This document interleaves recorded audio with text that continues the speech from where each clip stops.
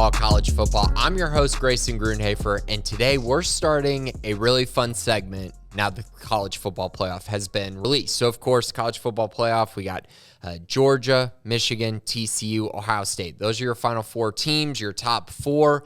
So I thought it'd be fun to kind of go through these four and not going to preview them, not going to really talk too much about the individual matchups, but I do think it'd be kind of fun to go through and talk about how each of these teams can win the national championship. So today we're going to start with the number 4 seed, which is the Ohio State Buckeyes.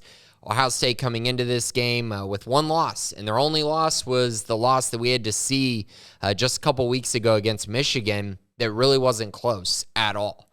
They got blown out in that game, and a lot of people are saying that was their first big game, first big test against a team that could actually compete with them from a talent standpoint. Now, I know they played Notre Dame early in the year, and I think Notre Dame's pretty talented, but they're not to the level of Michigan, and Ohio State ran into a very big problem against Michigan. So, how can Ohio State win a national championship? Well, obviously it starts with their first matchup. They're going to have to face Georgia, the number 1 team in the country, pretty unanimously the number 1 team in the country. And then after that, they'll face the winner of Michigan, TCU. But I think for this team in general, they're not going to have Jackson Smith-Njigba. He announced that he's opting out. He's going to get ready for the NFL draft. So we don't have to worry about the potential of him being there. So it's basically the team that we've seen the entire year from Ohio State is the team that we're going to get in the college football playoff. And so really it's going to come down to a few things. Obviously, CJ Stroud is going to have to be the best quarterback in the college football playoff. And I think it's probably going to have to not be close in order for them to win the national championship. He's got to be that good. And he's had moments, he's had flashes. I think for most people watching them this year, I know the numbers are there, and I know that if you just look at stats and you look at, the yards, the touchdowns, everything like that, you'd sit there and say, wow, CJ Stroud's been awesome this year. But I got to say, when they've been tested, when they faced really good defenses, I have not been as impressed with CJ, and it's unfortunate. He's going to be a first-round pick, and I know that there's a high ceiling there, but I think losing Jackson Smith-Njigba, the fact that at times their run game has been not great, I think it's really hurt him. And so some of his flaws have shown up a little bit more than they did a year ago, and one of those flaws is his lack of true mobility, meaning he's solid in the pocket, but when he gets outside the pocket, he's not a true dual threat quarterback by any means. His speed is not, top notch. His elusiveness isn't amazing either. What he is great at is when he's in the pocket, he can make every throw. And so the question is, can this offensive line protect him enough so that he can make those throws downfield and really challenge the opposing defenses? And that's going to lead to the 2 guys that he's going to have to target a ton, which are Emeka Egbuka and, of course, Marvin Harrison Jr. Those 2 guys are awesome. Egbuka was a guy who, when he was coming out of high school, you just saw the speed. It flashed on tape. It flashed on his film. And then you watched him play this year, and my goodness, it shows up. And he's got the speed to take the top off any defense. And then also, when he catches the ball in the open field, he's phenomenal. So he's going to have to play a big role in this because, of course, we know how good Marvin Harrison Jr. is, the massive year he's had, but they need more options in the passing game, and they need more guys to just make plays, frankly, in the open field and convert catches into touchdowns. Marvin Harrison, he's been phenomenal. He's taken a huge leap this year. He went from 139 yards and 3 touchdowns a year ago, obviously with Chris Olave, Garrett Wilson, and Jackson Smith-Njigba. That's a little difficult to find a huge role there, but this season, 1,157 yards, 12 touchdowns. He's been awesome. He's a true red zone threat, a guy that you can just throw the ball up to, and he can go make plays.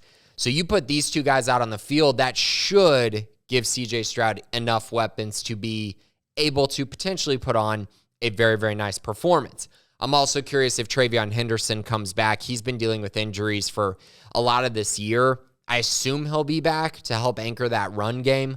But he would be a nice addition if they could have him. Obviously, he's a very talented running back, and they need him to, again, try to reach somewhere close to their ceiling as an offense.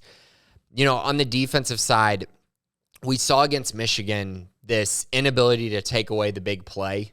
Michigan was just putting up massive yards on them. They had 5 touchdowns of over 45 yards through the air and on the ground. They were just kind of doing whatever they wanted to against Michigan, against Ohio State. And so my issue here is, okay, so Michigan, for their base downs, their normal plays, Ohio State took away a lot. But the explosive plays, they simply could not take away in that game.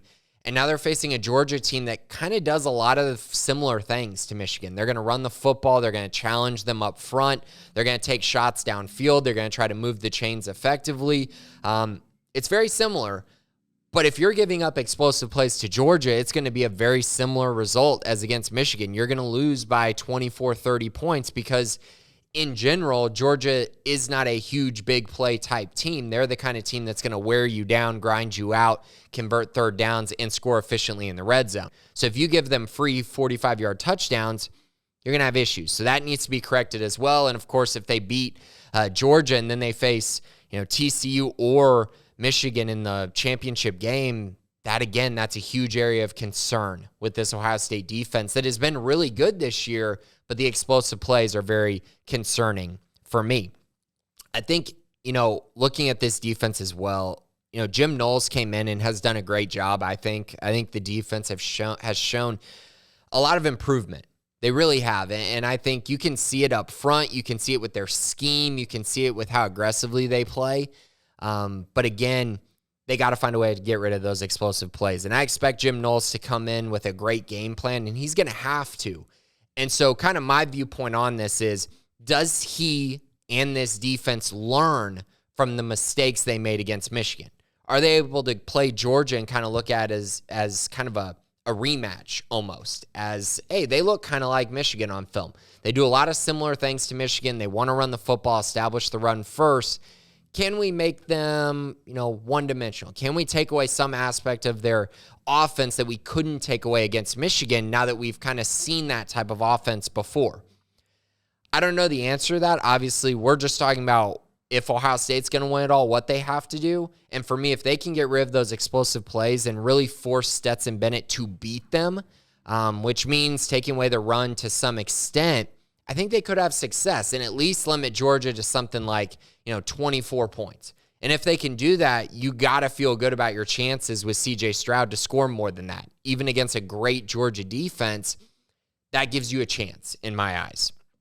So that's kind of where I'm at with Ohio State. I think there are a lot of things here. Improvement on defense and just a great scheme from Jim Knowles will help give them a chance to win the national championship. And then obviously a tremendous effort from CJ Stroud is going to be needed for them to take this championship home. But it's very interesting. They get into the college football playoff. They have a chance, right?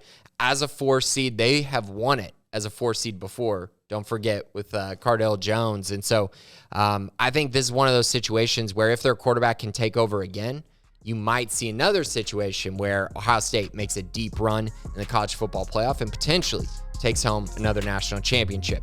I'll be back later this week. We're going to go through 3-2-1 as well. So I'll talk about how those teams can also win the college football playoff later on in the week. But thanks for listening to Crystal Ball College Football.